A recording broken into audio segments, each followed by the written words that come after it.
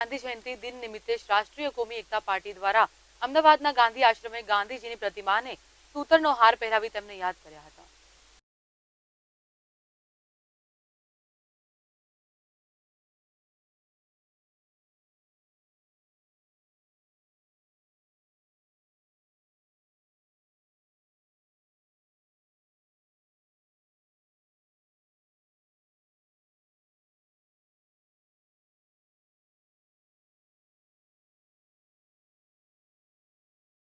राष्ट्रीय कौमी एकता पार्टी तरफ थी अमे अहींया आवेल छीए।